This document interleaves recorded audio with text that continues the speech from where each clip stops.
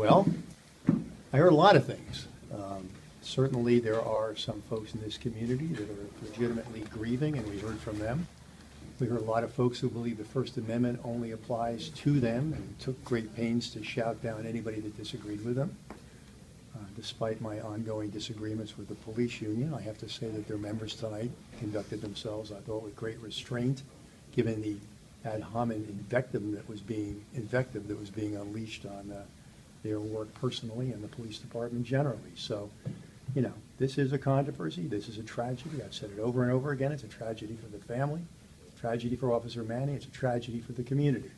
But I'm not blind to the fact that there's a lot of people lining up to take advantage of this tragedy to flog their own agendas, and that was clear tonight as well. You're accused of saying something to one of the protesters or one of the people in the stands. He accused you of... He was making so much noise, I have no idea what he's talking about, but he feels insulted. Too bad. What's your response to some of the people that thought you were being disrespectful by being on your phone and not being attentive to them? Well, I was on my phone, and yes, that's true. I was following developments with a 5-year-old little girl sitting on her dad's lap who just got shot in the head by a drive-by shooting. And if some of the people here gave a good goddamn about the victimization of people in this community by crime, I take some of their invective more seriously. The greatest racial disparity in the city of Milwaukee is getting shot and killed. Hello. 80% of my homicide victims every year are African American. 80% of our aggravated assault victims are African American. 80% of our shooting victims who survived their shooting are African American. Now, they know all about the last 3 people that have been killed by the Milwaukee Police Department over the course of the last several years. There's not one of them can name one of the last 3 homicide victims we've had in this city.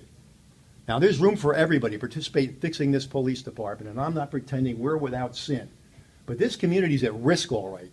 And it's not because men and women in blue risk their lives protecting it. It's at risk because we have large numbers of high-capacity, quality firearms in the hands of remorseless criminals who don't care who they shoot. Now, I'm leaving here to go to that scene. And I take it personally, okay? We're going up there, and there's a bunch of cops processing a scene of a dead kid. And they're the ones that are going to be out there patrolling and stopping suspects that may have guns under the front seat. They're the ones that are going to take the risks of their lives to try to clean this thing up. All right? We're responsible for the things we get wrong, and we take action. We've arrested cops, we've fired cops, and so on.